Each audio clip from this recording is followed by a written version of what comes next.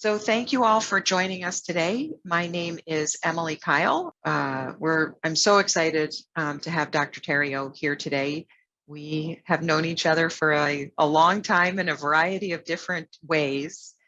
He's always such a fantastic speaker and so knowledgeable about what is happening out in the research and real world for those who have an Alzheimer's or similar diagnosis. So with that, I'm going to turn it over to you, Dr. Tariot, and I will put myself on mute. So thank you again so much for being here. Okay, thanks for the kind introduction, Emily. Hello, everybody. Since I can't see you or your names, I don't know how many return customers I have this year, how many folks are new, but try to make this interesting. I am an internist and geriatric psychiatrist, and I take care of patients still.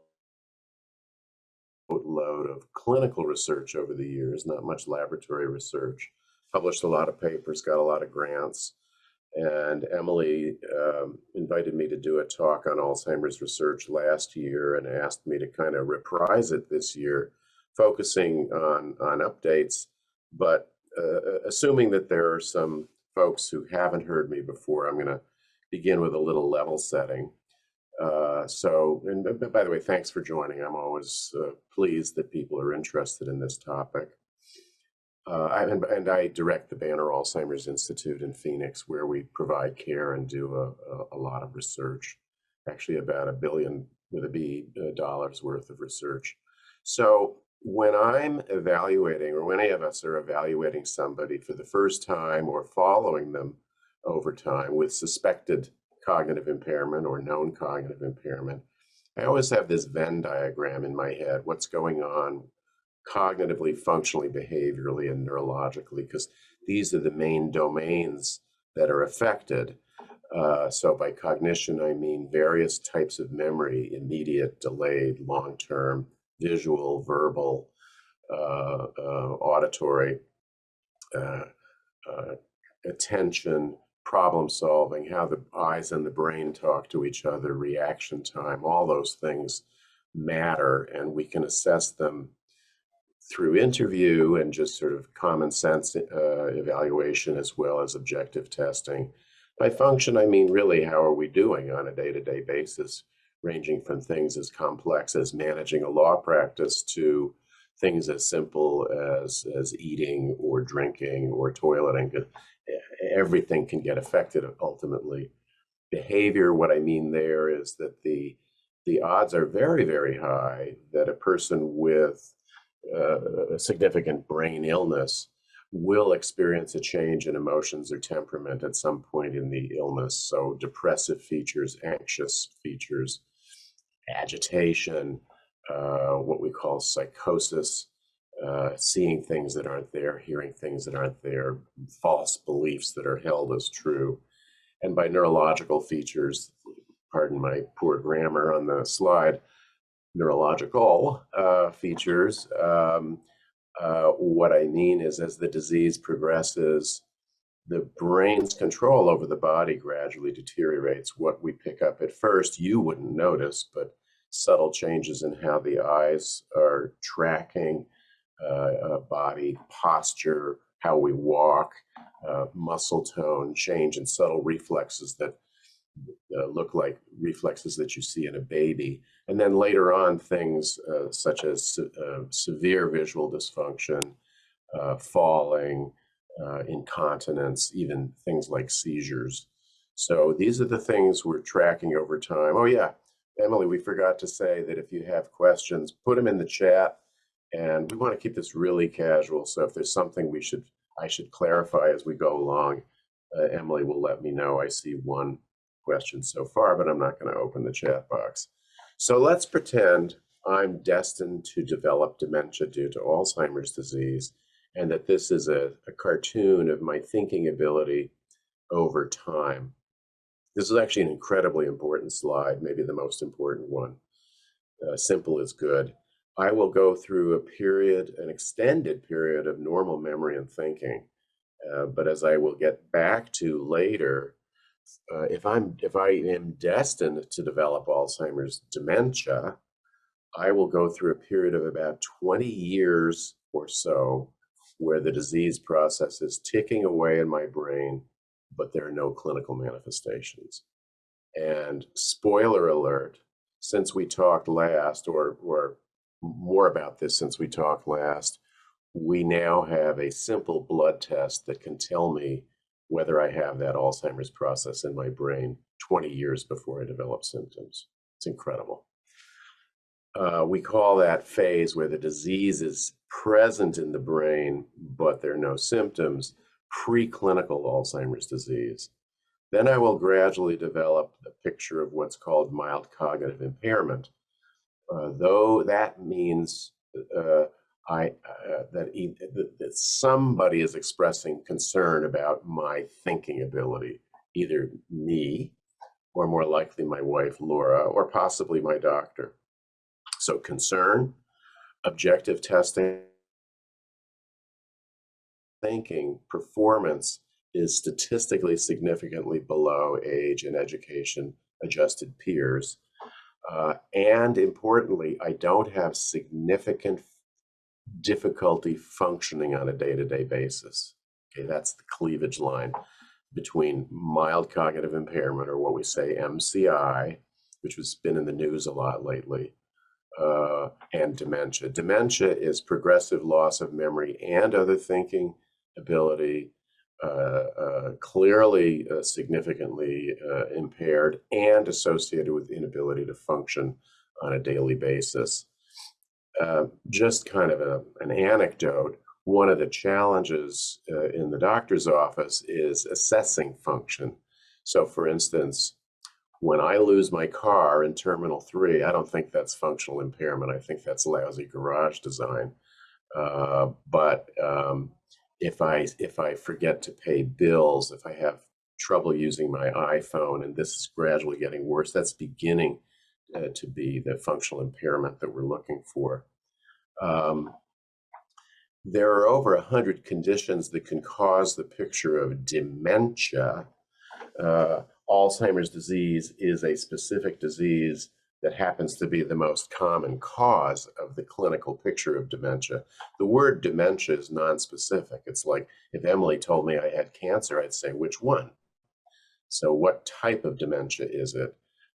It creeps in silently, quietly, slowly over many months to years, has to be associated with a decline in functioning, has to have affected multiple aspects of cognition, and we have to be sure it's not due to some other culprit like thyroid disease or vitamin deficiency.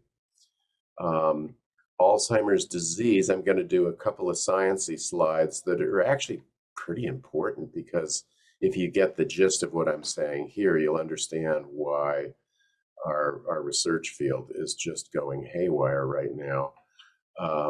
These are actually photomicrographs and a picture of Alzheimer's patient from his case report at the turn of the 20th century, Auguste D. Believe it or not, in that picture, she's 57. What he found was, in addition to the clinical picture of dementia, which was very dramatic and included psychosis, she had the delusion that her husband was going to kill her and turn her into sausages. And I'm not being facetious, she was terrified. It's a disease that causes brain cells to die and resulting in the shrinkage that we call atrophy. It's a disease that has a couple of important hallmarks. Something goes wrong with some protein pathways, and one of the pathways is called the amyloid protein pathway. So that type of protein gets misprocessed, resulting in these fluffy kind of cotton ball deposits outside of brain cells in the brain known as amyloid plaques. And then another pathway that goes sour is the tau protein, TAU, resulting in very dense ropey deposits. You know what? This somehow or other, this photomicrograph labeling got turned around. these ropey, thick deposits called tangles inside cells.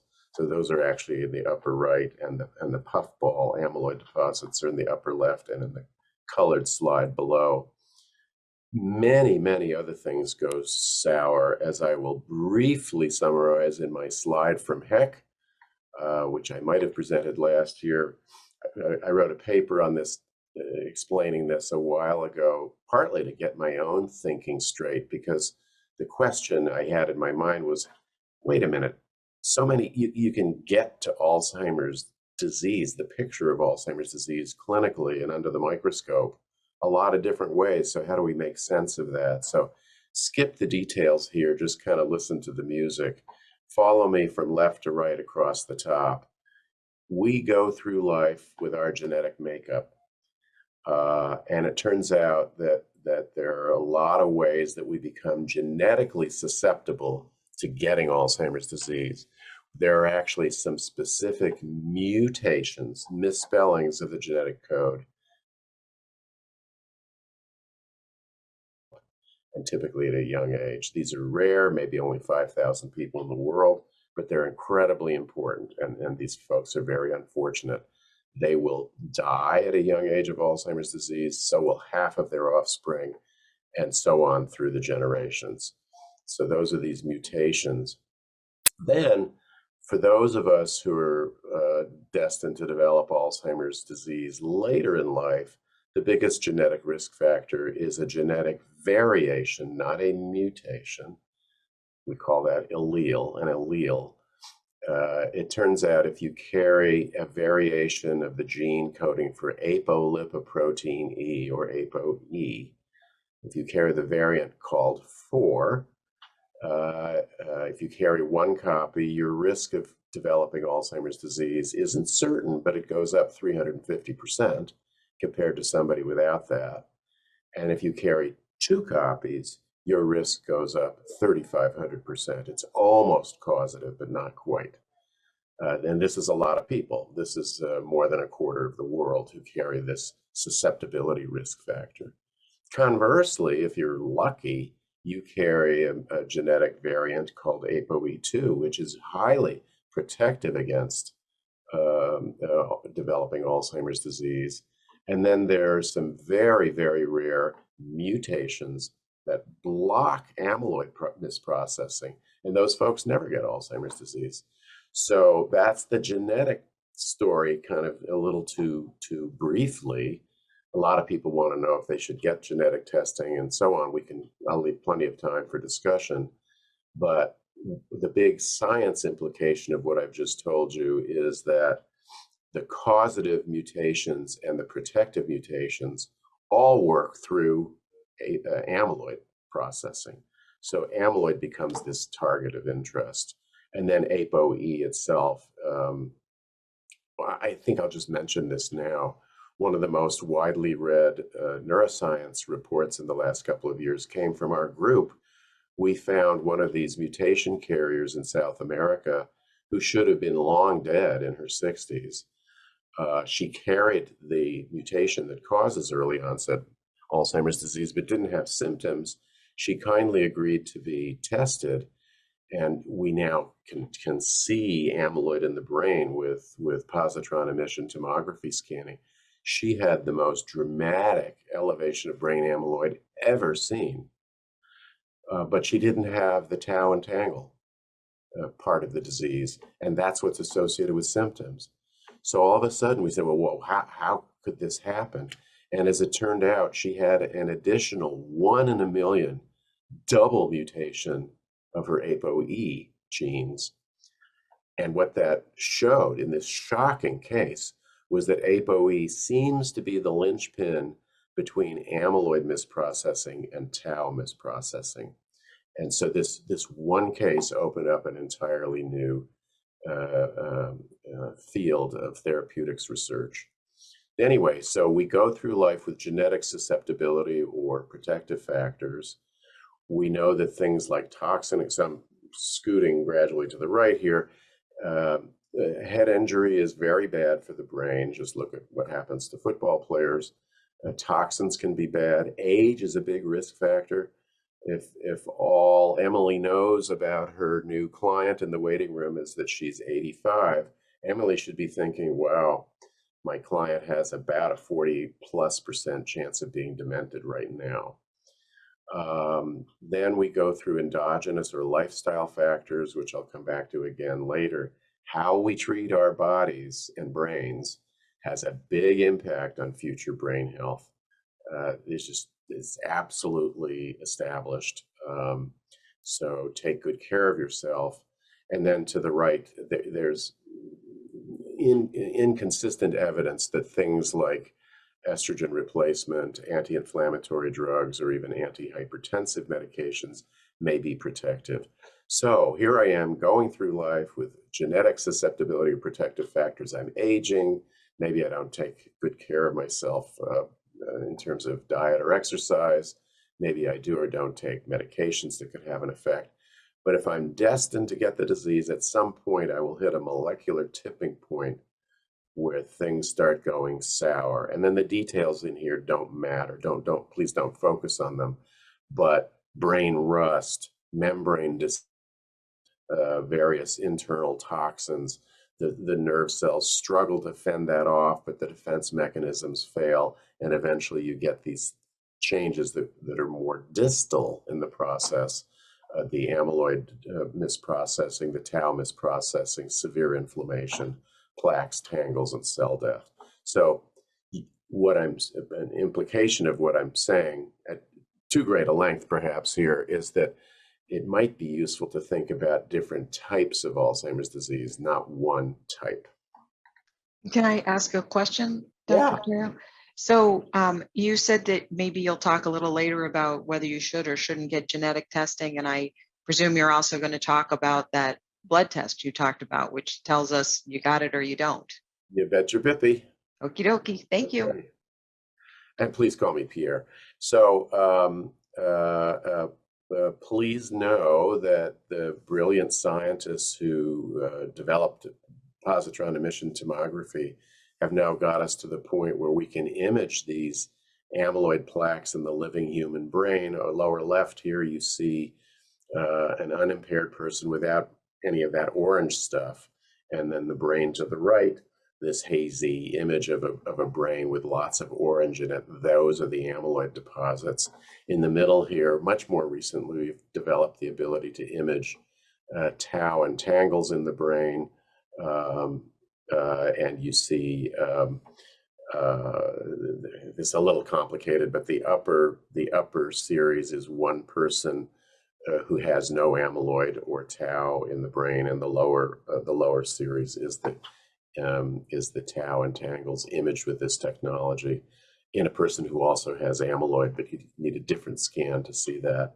And then over to the right, I'll mention in passing that we use PET scanning to look at how the brain uses fuel, blood glucose, in a very characteristic way. And then I've said already on my spoiler alert, so in the last maybe 5-6 years-ish, we have found that we can measure evidence of Alzheimer's pathology in the brain with spinal fluid measures of amyloid and tau. But then in the last couple of years, it's been shown unequivocally that simple blood tests can establish whether or not you have elevated amyloid, whether you have elevated tau separately, whether you have brain cell death that might not be just due to Alzheimer's, it could be due to other conditions, whether you have a specific type of neuroinflammation. And it is remarkable how sensitive these tests are. None of them are FDA approved yet. We've been part of the development of these assays. I don't consider myself a super duper expert, but we've done our part. I keep being told we're 2 years away from the clinic. Okay, well, so it's 2022, maybe 2 more years. But the precision here is remarkable. What's going on behind the scenes is, try to simplify the assay technology, standardize it more, agree on cutoffs that would be applicable, at different ages and around the world. So there's a lot that goes on into making these ready for the clinic. But as I'll come back to later, this development has already blown the lid off clinical research, treatment research, as I will get to. And when this hits the clinic, it's going to be, the cholesterol of Alzheimer's disease. It's going to absolutely transform practice. It remains to be seen how this will be built into workflow in the primary care setting, in the specialty setting. What do you do with the information? Why do you even get it? Lots of things to sort out, but this is huge. Very briefly, I wanted to mention that thanks to this type of work, and this image is partly our work, we now can predict what's going to happen with fluid biomarkers, then imaging biomarkers, and then brain shrinkage seen with MRI scan, and then clinical manifestations last of all. So hopefully this picture makes sense. We now have the ability to assess somebody 2 decades before symptoms, a decade before, just before, after, and we know what to expect with all of these test results. The advances in science have led in targets for clinical trials, and I'm going to gloss a little bit here. In 2021, there were 28 studies of agents, just pre-FDA approvals, what we call phase 3. 61% of those were disease modifiers as opposed to agents to mitigate neuropsychiatric symptoms or just sharpen cognition without attacking the underlying disease biology. And so I'm not going to read the pie to the right. You get the sense that in my complex slide a couple back from our paper, all these things could go wrong. Well, all those things are targets for therapeutic study. Brain rust, the microbiome, amyloid, tau, where cells connect, called synapses, how they're functioning, cell metabolism, their infectious hypotheses, blood vessel disease hypotheses. A lot of these things are being studied. The one that's the area that has been the farthest along, the most active, has been anti-amyloid therapy. And by now, I hope you can sort of guess why that would be. You don't have Alzheimer's disease without amyloid dysregulation in those amyloid plaque deposits.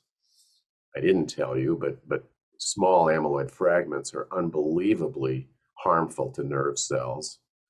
I didn't tell you this either, but if I knew that I had a head full of amyloid and I feel okay, I would worry because my chances of having frank Alzheimer's symptoms in the next few years is about 35 times greater than yours if you don't have elevated brain amyloid. I told you the genetic story. And so can we block this cascade somehow with drugs or biologics? And when's the right time to do it? So here's the story, a little too simplistically. Down at the bottom, you see this sort of cutaway of what's supposed to be a nerve cell membrane. You see the letters APP.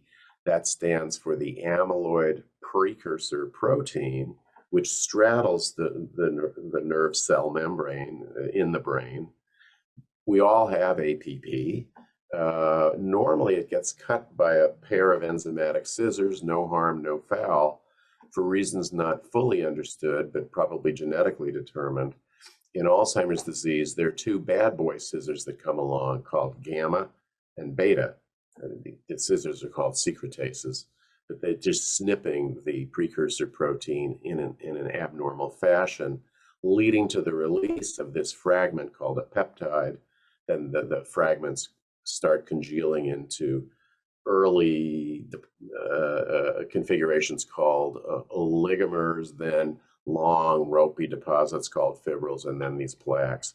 We have small molecules, medications that can block the enzyme scissors, and then we have immunotherapeutic agents that can block any aspect of the rest of that pathway.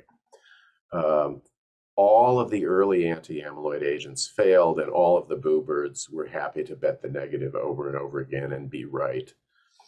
So here was the beginning of the new era. Some of you may have heard of Biogen's drug called aducanumab. The trade name, now that it's approved, is Aduhelm. Work with me here. This is a remarkable slide. So a small dose ranging study was done of this immunotherapy, a monoclonal antibody called aducanumab. Oh, I am blathering on. Let me pick up the pace here. The primary goal of the study was to answer the question, does this drug remove amyloid from the brain of persons with Alzheimer's disease with elevated brain amyloid?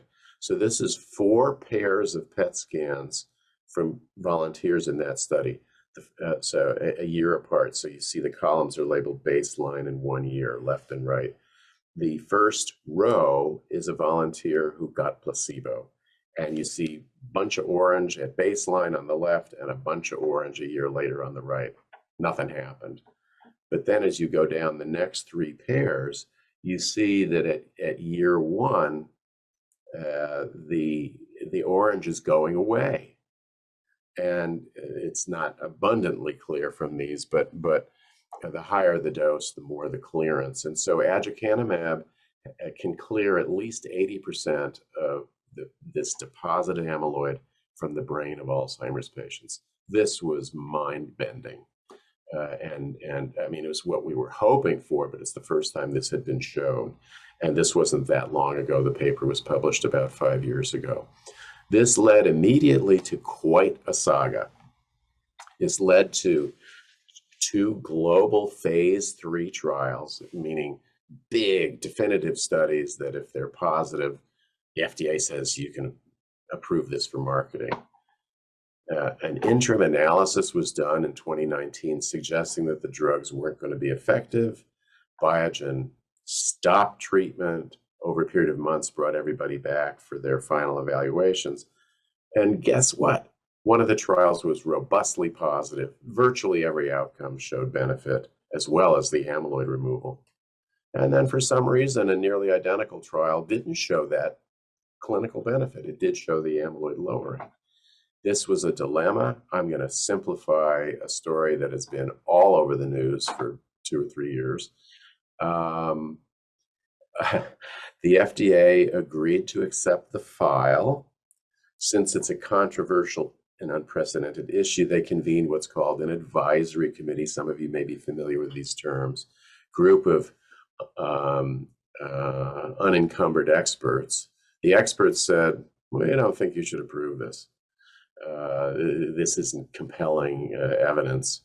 The FDA went radio silent and then shocked everybody by giving accelerated approval of aducanumab on the basis of biomarker results. And this has led to a whole storm of criticism as well as support. And then Centers for Medicare and Medicaid Services issued a provisional ruling saying they weren't going to support coverage of this except through clinical trials. And then they just revised that ruling last week. That's still the same outcome, and we can get into the details later. This is I'm gonna take a risk and just show you this. This is actually from the FDA letter justifying their accelerated approval of the biologics licensing application. If you squint a little bit, what you might imagine is that there's a line going from a line through the averages of these data going from the lower left to the upper right.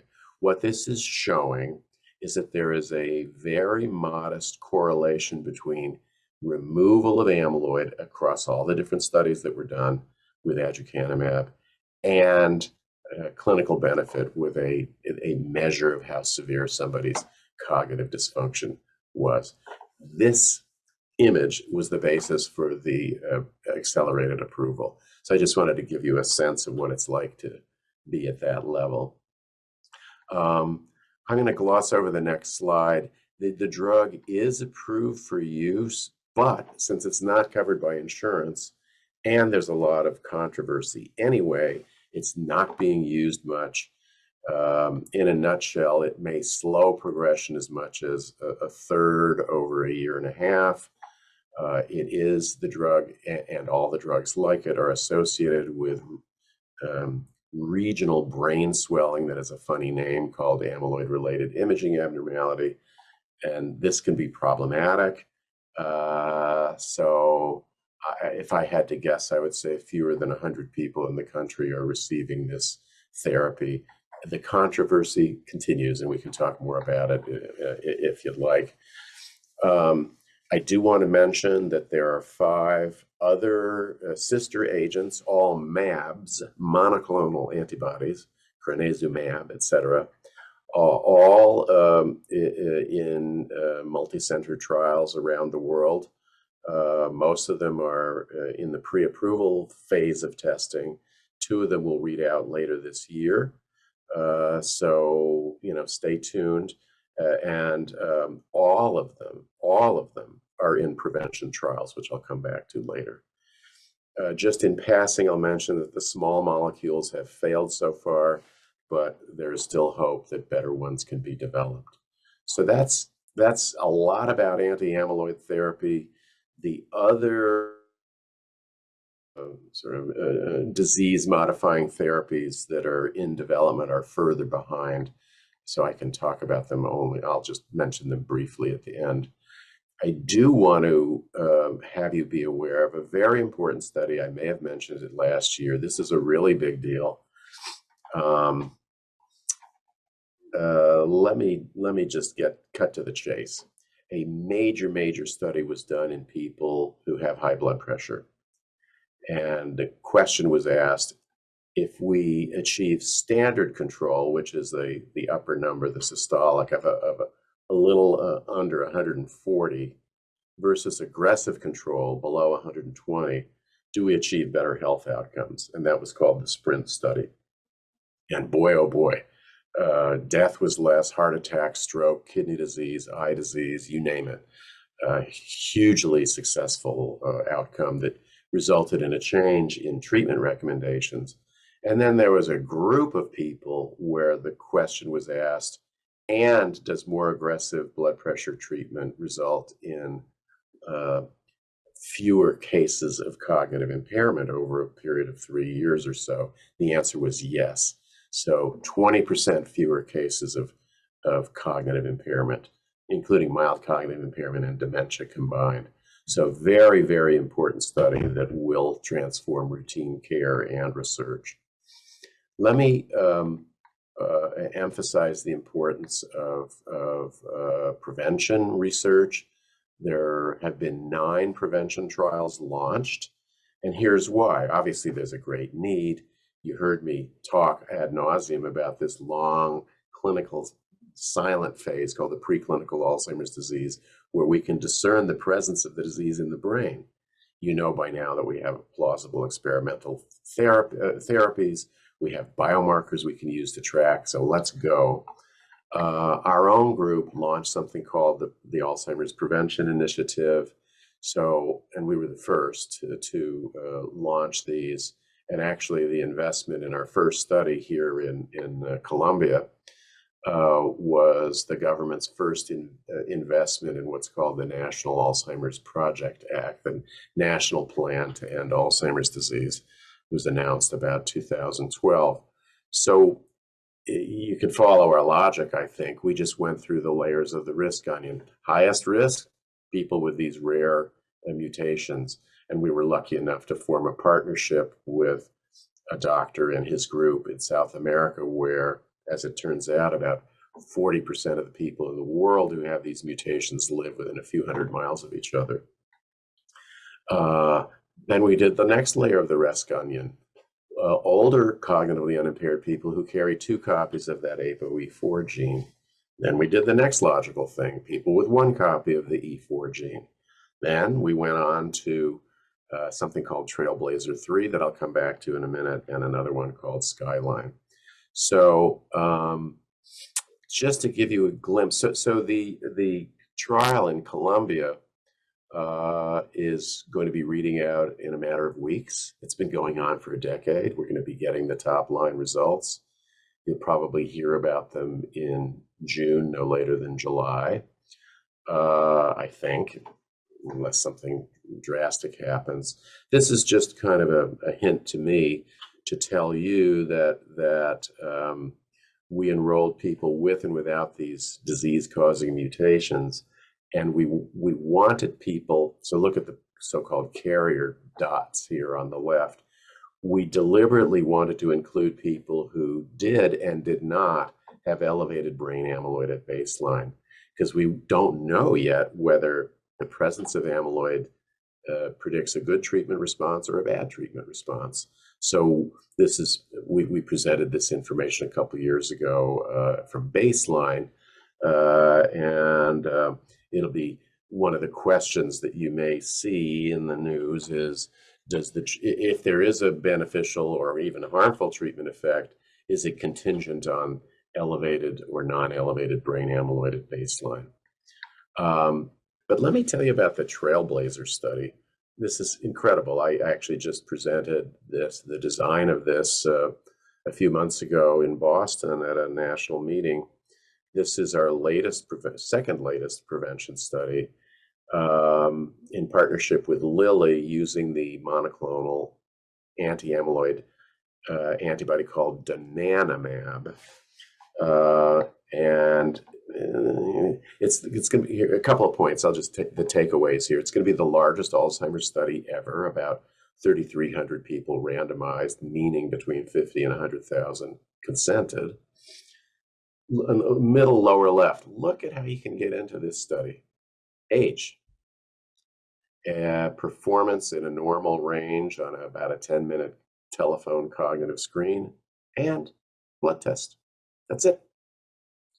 So this was inconceivable 2 years ago, and now we're already doing the world's largest Alzheimer's treatment or prevention study. It happens to be a prevention study ever done on the basis of those simple criteria, because we know that blood test accurately predicts the presence or absence of some of the Alzheimer's changes in the brain.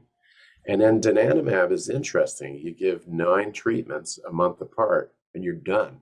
It has sort of rinsed the brain of amyloid.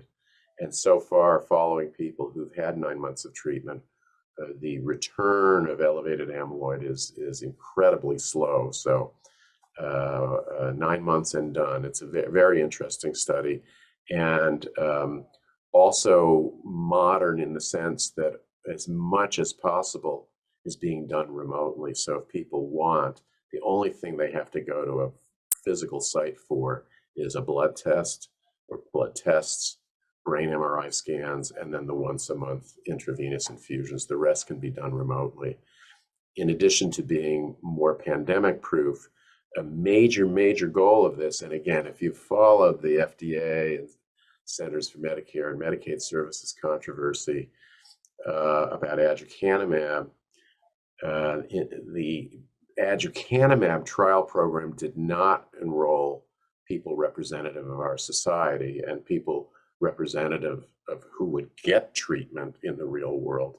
So one of the reasons for this remote study that we are doing with Lilly is to make it easier for all members of our society to participate. And I'm very proud to say that so far we're consenting about, I probably shouldn't say, anyway, large numbers per week. And so far we're being very successful with our efforts to have a representative group of volunteers. So there were a couple of questions on that last yeah, slide. yeah, If I yeah, could ask. yeah. Yeah. So the first is, do the participants find out what the result is of the blood test? Oh, you guys are good. Here's so this is an experimental blood test. So it's not Not the one you talked about at the beginning? Well, this is the best of them. It's not FDA approved for clinical use. It's strictly experimental, so it's considered inappropriate to give quantitative information at this juncture. but people are told whether they're eligible or not on the basis of the blood test and, of course, the cognitive test. Okay. And then a question was, is this, and the Donad, DONANEMAB study, is that, yeah, is that carried out by Eli Lilly or some other? So forgive me for going too quickly. It is jointly sponsored by Eli Lilly and our group called the Alzheimer's Prevention Initiative. So we are on the sponsor team. Okay. Footing the bill, unlike most of our other actually all of our other prevention studies that included government funding that we obtained, we simply launched this very, very quickly. It went from an idea to implementation in 6 months, which is And mind-blowing. sure. And the participants don't have to pay for the blood test or Oh, the no. anything that happens. No, when you participate in a research study like this, you don't pay for anything. And the prior drug, because I'm not good with drug names, but the Aducanumab. aducanumab, were you saying that that is covered by insurance or that's a private pay? It is approved by the FDA, conditionally approved by the FDA for marketing, and it is marketed with the name Aduhelm. However, in essence, no insurance is covering it. So you either have to duke it out with the insurer, which is sometimes successful, or at least partially successful, or pay out of pocket. And that burden is on the order of 70-ish thousand a year out of pocket. Okay. And so you can imagine very few people can afford that. Sure. And is this study that you're showing now, is that still open to participants or it's Yeah. all done? It launched last August, and it's booming. It's enrolling and will enroll probably for another year-ish or a little less. And where would somebody go to sign up to become a participant? You think I would have been prepared for that? Just Google Trailblazer 3. There is a website to get information. Okay, perfect. Go ahead. I'm sorry to have interrupted. No, Thank no, you. no. This is what it's all about. The last our most recently launched study, we actually just presented the design a couple of weeks ago in Barcelona, Spain. It's called Skyline, and in a nutshell, cognitively unimpaired, older folks who have to have evidence of elevated brain amyloid on a PET scan. The treatment here has a different mAb name, gantenerumab. But what's kind of different and cool about this is global. The Trailblazer study is only in the United States. The drug is administered as a in the skin injection, subcutaneous injection. And if you want, you can do it yourself at home or have a visiting nurse do it at home every other week or once a week, depending on what you prefer. Fascinating and different drug. So, not all our eggs are in one basket. The designs are all different, and we hope to learn from all of these. So, I've talked about Trailblazer. I've talked about Skyline. There's one called Ahead in the upper left here. The upper left corner is one group partially funded by the government that we're a part of that's conducting a fully enrolled study that's simply called A4, and then an enrolling study called Ahead. Kind of like our Skyline study, people have to have elevated brain amyloid but be cognitively unimpaired.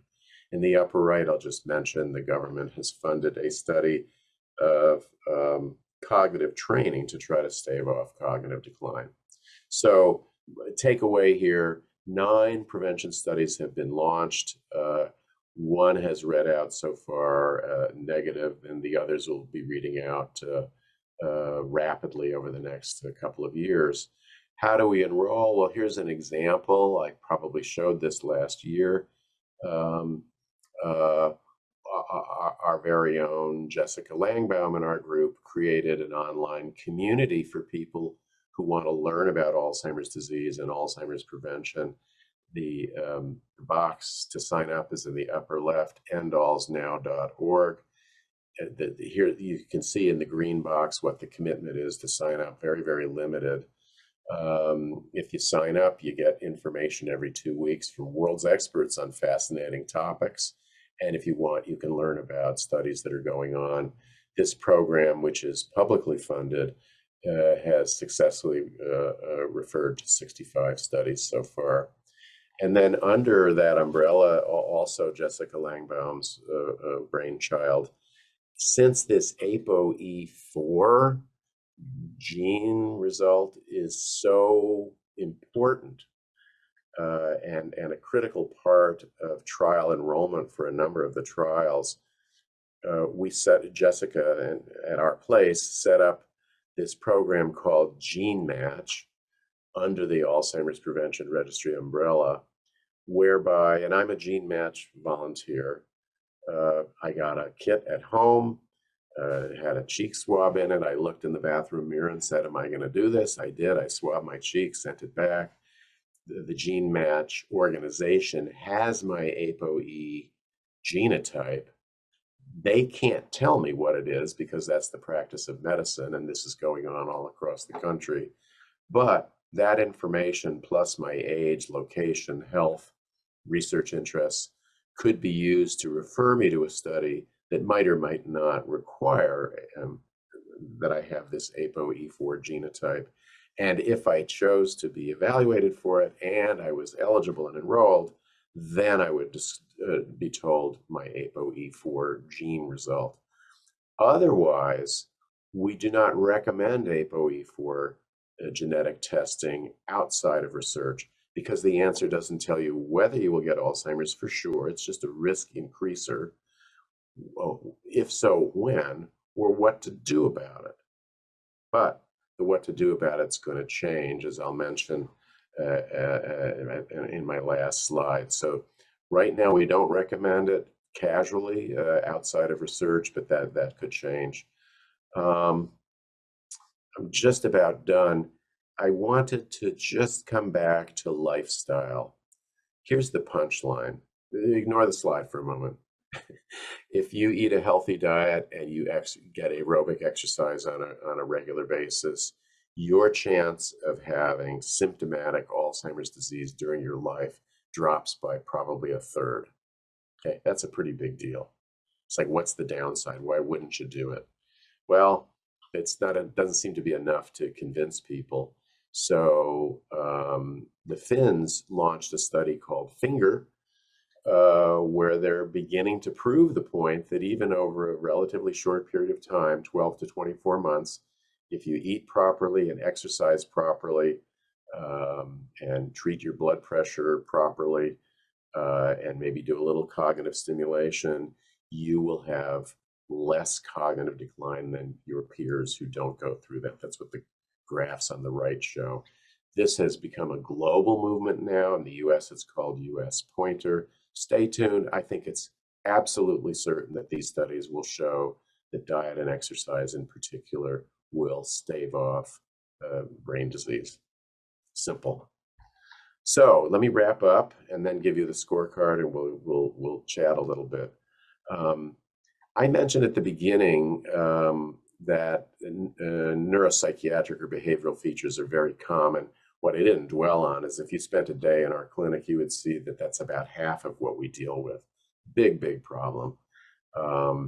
There are no FDA-approved therapies for any of these symptoms. That may change soon based on a study that I was involved with of a medication called pimavanserin. The FDA is going to give a ruling on this. They have an advisory committee in June and a ruling in August. I've talked about the sudden approval of the aducanumab, Emily, that's on the quiz, the anti-amyloid aducanumab. You know, if we're going to use these in practice, it means we're going to be testing for elevated brain amyloid with PET scan or spinal tap, later on blood. It means doctors are going to have to disclose the risk to you. Oh, what does it mean for me to have elevated brain amyloid? We think it's best practice to test somebody's E4 gene because depending on how much of that you do or don't have, you are at greater or lesser risk of this brain swelling side effect. For example, if I have 2 copies of that E4 gene and I get aducanumab, I have a 2 out of 3 chance of having that usually transient brain swelling. I want to know that if that's the risk. So, and then serial MRI scans are required. As I mentioned, prevention is booming, and we think that's really the best hope we have of putting Alzheimer's disease behind us, is treating before the brain is ravaged and symptoms are evident, but we'll see. I stress the importance of the tau protein misprocessing. We do have a bunch of anti-tau therapies in clinical trials now. We'll see. There are a lot of other mechanisms that I won't dwell on. Yes, we are talking about combination treatments. Should we give an anti-amyloid enzyme scissor blocker and a monoclonal antibody together? Or should we give anti-amyloid and anti-tau therapy together? How about if you rinse my brain of amyloid with an anti-amyloid agent and then give me one of these enzyme blockers to prevent further production? So these are the sorts of things that are lurking. So here's my post-spring training scorecard. I'll whiz through it and we'll open up for more questions. So clearly the grand slam would be prevention, and we'll see. We're going to get some prevention results relatively soon. If we had an FDA-approved therapy for the common and morbid and distressing feature of psychosis in dementia, that would be huge. We'll see. Is aducanumab a triple? Maybe. I've got a question mark. Down below, I have it as a possible foul ball. Double, I didn't tell you about the Chinese medicine called oligomanate, approved in China. It's algae-derived microbiome-directed therapy, kind of interesting. The global study that's being done now was just suspended, so we don't know whether we'll ever get more data on that. The Sprint Mind results, the blood pressure treatment results are a big deal. ApoE is going to be more and more in the news. The knuckleball, the sort of whammy factor is these blood tests, and the rest I won't read. So Emily, what other kinds of questions do we have? That was fantastic as always. And of course the scorecard had to be short because so was our spring training season. So we understand you had to abbreviate that as a result. We have about 5 minutes left by my clock. One of the questions is, are there any tests or are there any trials for older folks, people in their 80s? Because it looked like most of the trials are for people who are younger, as you're trying to do more prevention before the 20 years has already gone by with the amyloids and whatnot. Several include people up to 85. Beyond that gets tricky because of longevity concerns, the presence of other medical conditions, the higher and higher risk of having Alzheimer's disease in relation to age. But several of them have an 85 cutoff for those vigorous octogenarians listening. Yeah. So, I've heard you speak on this multiple times. It's always fascinating to me. And the question of whether or not one should get the genetic test, which I think you can get with some of the commercial companies without, the doctor being there. It's always a question, do I screen for cancers that I may or may not get, but at least maybe I have some more information. Does it make sense to know if you have some sort of a genetic precursor, so to speak, if you've got 2 of the APO3s, 4s, whatever they are? It's hard. I think that's tough for people, especially when it's so easy to spit in the jar and send it off to the company. Yeah, I was looking to see if I had our contact information, and I'm embarrassed that I don't. So look, while I'm fishing for something here, bear with me.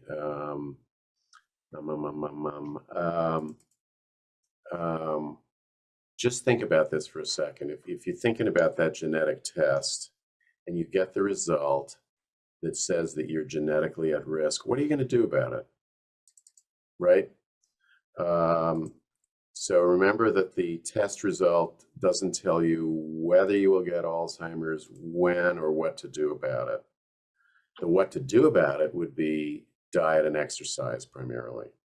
Well, why not do that anyway? Sure. Sure. But the blood test, let's see, the blood test is going to be a really big deal, and it will be more impactful if it's linked to therapy.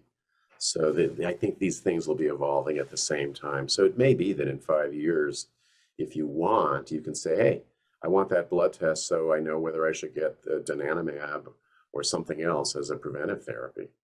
Because I want, if I actually have these changes starting in my brain, I want to stave them off. So I think that's where the main utility would be. And between now and then, if you wish to learn about research, here's our website here in Phoenix. It also works for our sister site in Sun City and in Tucson. And we don't see your website, by the way. So am I not showing my? Your slide just says keeping your brain healthy as you age. Really? Yes. Okay. Well, I don't know what I'm looking at. www.banneralz.org. I don't know why it's not showing. That's weird.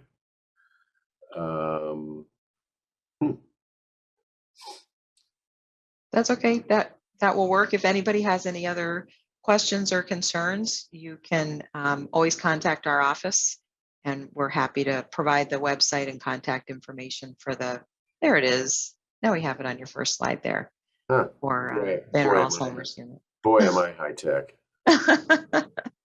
Well, we thank you so much, as always, for spending some time with us. Incredibly interesting and useful information. And it's, for so many years, I would go to the Alzheimer's Association conference, and the answer was, we know people still get sick, but there's nothing we can do about it, or we have something that might help for 6 months or a year. So I think this is super, super helpful and hopeful. And we'll look forward to next year and hearing what the updates are then. So thank you all for attending. Thank you, Pierre, for speaking to us today and putting together this fantastic presentation. And we wish everybody a great summer, and we will talk with you soon. Thank you so much. Take good care, everybody, and hi and bye, Betsy. Bye-bye.